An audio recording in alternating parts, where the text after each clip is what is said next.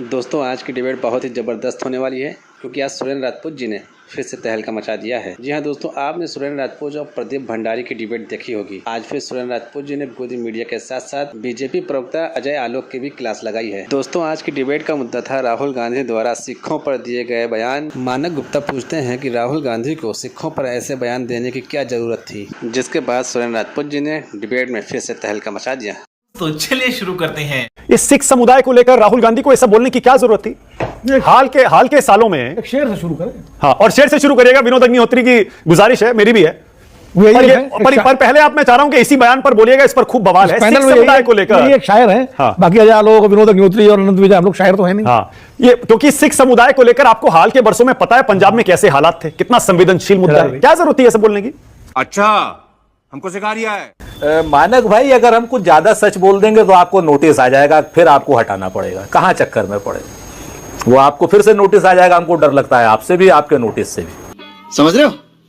ये लो, पहले तो आप मोदी जी का सुन लो, फिर मैं आपको शेर भी सुनाता हूं। कुछ होगा नहीं। अरे भगवान बचाए, पता नहीं पिछले जन्म में क्या पाप किएगा हिंदुस्तान में पैदा, पता नहीं पिछले जन्म में क्या पाप किया था। सुन रहे हैं सर? आवाज आ रही है? हाँ, आ रही है। ये कोई देश है, ये कोई सरकार है, ये कोई लोग है, और ये सब कुछ प्रधानमंत्री बोल रहे हैं। लीडर ऑफ अपोजिशन नहीं बोल रहे, सब पंजाब मुख्यमंत्री नहीं बोल रहे, नेता नहीं बोल रहे, प्रधानमंत्री बोल रहे।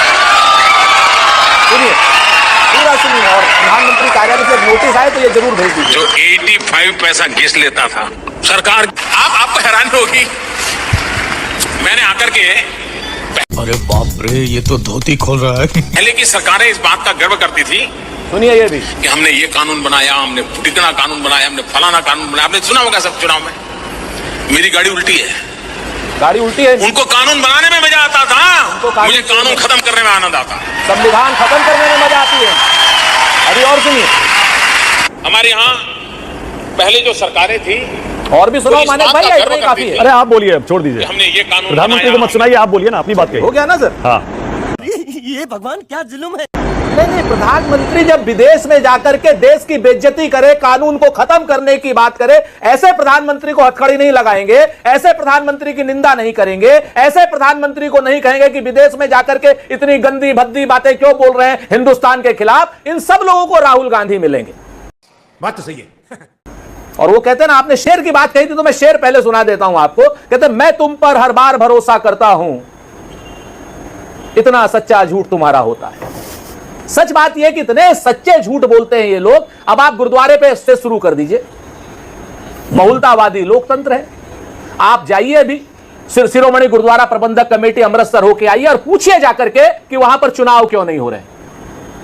वहां के बड़े बड़े नेताओं से पूछिए, शिरोमणि अकाली दल से पूछिए, अकाली दल अमृतसर से पूछिए, तो आपको पता चल जाएगा कि आज की डेट में क्या भय का माहौल है। आपको अपने आप पता चल जाएगा, हमें कहने की थोड़ी जरूरत है।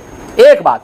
दूसरी बात, अब आ जाइए, अजय आलोक जी बड़ी बड़ी बातें करते हैं कि साहब ऐसा कर दिया, क्रोनोलॉजी है। अभी जब ये ट्रेन की जो सो कॉल्ड आतंकी बता रहे हैं जिसकी जांच होनी चाहिए, और आतंकवादी अगर कोई हो तो उसके 36 टुकड़े होने चाहिए, इसी में प्रधानमंत्री ब्रुनई भी गए थे उससे पहले, और वो सऊदी अरब भी गए थे शायद, या कहां गए थे, ब्रुनई के साथ साथ 2 देशों का टूर किया था। तो प्रधानमंत्री हेडलाइन मैनेजमेंट करने गए थे, देश के दुश्मनों से मिलने गए थे, आतंकवादियों से ये सब हौसले की बात करने, क्या करने गए थे प्रधानमंत्री भाई?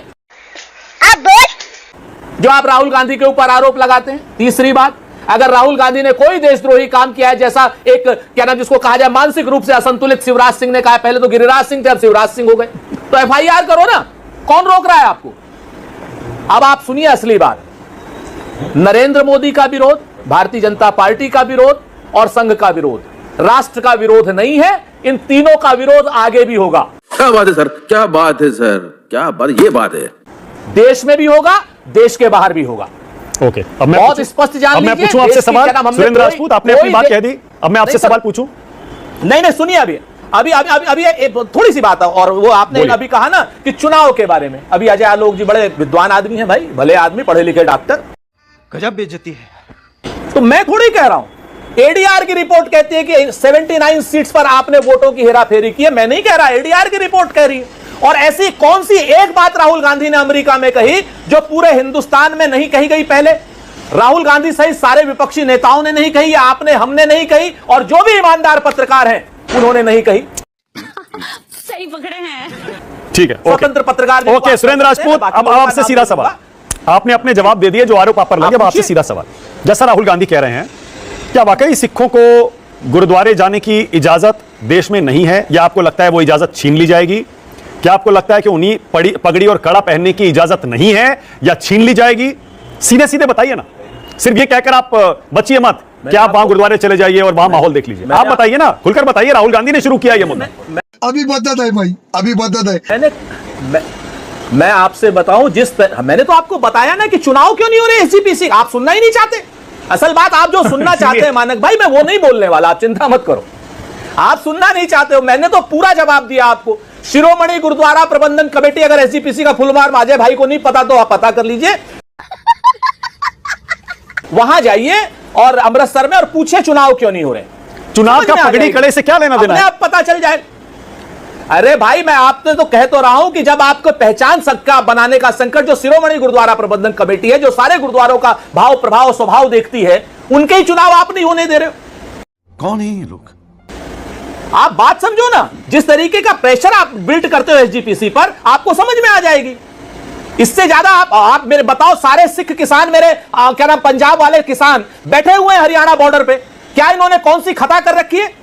आप शंभू बॉर्डर पे रोके हुए 700 किसानों, सारे के सारे तो पगड़ी और कड़ा पहन के बैठे हैं सुरेंद्र राजपूत। जितने भी सिख किसान हैं तो धरने पर बैठे हैं, सबके सिर पर पगड़ी है, हाथ में कड़ा है, सारे गुरुद्वारे भी जा रहे हैं। मानक भाई, वही तो मैं कह रहा हूं कि सारे गुरुद्वारे, अभी तो पंजाब के गुरुद्वारे, आप दिल्ली के गुरुद्वारे क्यों नहीं जाने दे रहे हो? दिल्ली के गुरुद्वारे जाना चाहते हैं, क्यों नहीं शंभू बॉर्डर पे आपने रोक रखा है उनको? गुड क्वेश्चन, बताओ मेरे को, अगर नहीं रोक रखा है तो बताओ। सब शुभकरण की हत्या इन्होंने नहीं करी तो बताए रबड़ बुलेट से। बताइए, शंभू बॉर्डर पे आखिर क्या वीजा चाहिए दिल्ली के लिए? दिल्ली गुरुद्वारे में आने के लिए, क्या शीशगंज गुरुद्वारे में आने के लिए वीजा चाहिए पंजाब के किसान को? देंगे आप? क्यों नहीं आने दे रहे हो? आप विदेशी हैं। ओके, अजय लोग जवाब दे रहे हैं आपका, बोलिए अजय लोग, आपकी बारी। अजय बोलिए, आपकी बारी। अगर राहुल गांधी इस बात को आते हैं तो आपको दिक्कत हो जाती है सुरेंद्र भाई को, और कुछ ज्यादा बोल दीजिए तो आपको नोटिस आ जाएगा। ओके, कहां सुरेंद्र भाई को आप फंसा रहे हैं मानक?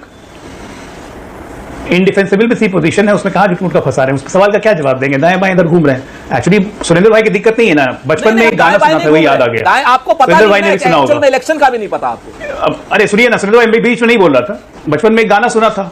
आप इतना शेरो शायरी बोलते हैं, गाना मैं भी सुना देता हूं। कौवा हंस की चाल चले लगड़ा कर थोड़ा थोड़ा, नहीं कौवा हंस की चाल चले लगड़ा कर थोड़ा थोड़ा, गधे ने भी सोचा मैं बन जाऊंगा एक दिन घोड़ा, हमारी चाल देखो, हमारी चाल देखो। तो इनकी चाल पूरा देश देख रहा है,